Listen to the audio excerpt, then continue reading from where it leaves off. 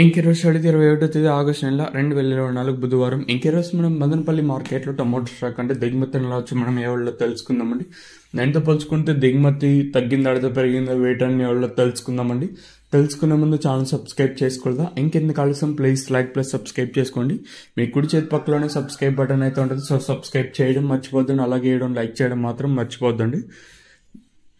ఇంకెవడో విషయానికి వస్తే తెలిసిన మదనపల్లి మార్కెట్లో సుమారుగా 29, 30, 32, 33 అయితే దిగుమతుల గురించి మాట్లాడుకోవాల్సి వస్తే మనం ముందుగా టీవీఎస్ మండి లైన్ చూసుకున్నా ఈ రోజు కూడా ఎక్కువగానే దిగుమతులు అయితే వచ్చండి. ఈ లైన్లో దిగుమతి ఎంతో పోల్చుకుంటూ పెరిగింది. అలాగే జీపీఆర్, ఎంఆర్ఎం, భాగ్యలక్ష్మి, ఎస్జిఎస్ మండి లైన్ చూసుకున్నా ఇక్కడ నిన్న ఏ విధంగా వచ్చింది, ఈ రోజు కూడా ఎక్కువగానే వచ్చింది. మళ్ళీ నేనుతో పోల్చుకుంటే దిగుమతి స్వల్పంగా పెరిగింది. ఒక 5 ఇంకా 10%, 10-15% కొంచెం అటు ఇటుగానే దిగుమతులు అయితే వచ్చాయండి. ఇప్పుడు టీవీఎస్ మండి లైన్లో కే మండికి చూసుకున్నట్టయితే మనకి ఇప్పుడు రోడ్లో పెట్టిన కాయలు కాక మళ్ళీ సైడ్లో పక్కన ఇటట్టు పెట్టారు.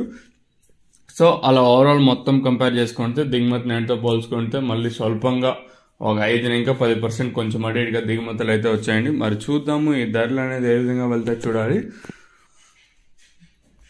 అంటే వేలంపాట్లు అనేది ఒక్కొక్కసారి 8:30కి ప్రారంభం అవచ్చు. 8:35కి అయితే ప్రారంభం అయితే ఉంటాయి. అంటే మనకి మన మదనపల్లి, ములకల్చెరు సరౌండింగ్ ఏరియాస్ కాకుండా మిగతా ఏరియాలు ఇంకా కూడా కాయలు వస్తాయండి. అంటే బయట ఇంకా కూడా బయట రాష్ట్రాలు కాదు, ఈ మన కదిరి అవతల ఇంకా కూడా కాయలు వస్తున్నాయి అంటూ ఉన్నారు.